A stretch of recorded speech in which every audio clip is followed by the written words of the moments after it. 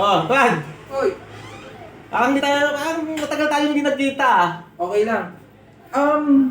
Matanong ko lang, bakit pag napag-uusapan natin ng pandemya, bakit parang nalulungkot at masyadong emosyonal ka? Ano ba ang naging aral sa'yo ng pandemya?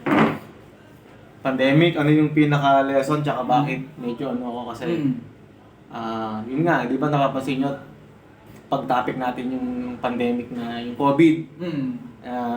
medyo emotional nga ako no. Actually, yung tanong mo ayoko sagutin.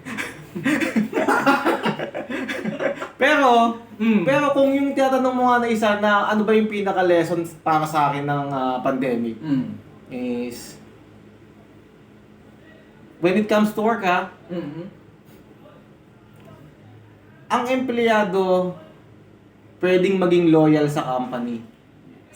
Pero ang company, kahit anong loyal ng empleyado, ang company hindi magiging loyal sa empleyado. Tandaan mo yan.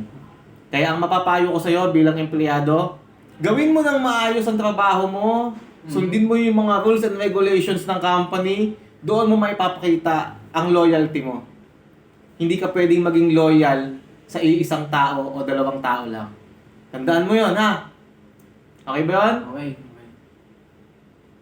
Woo!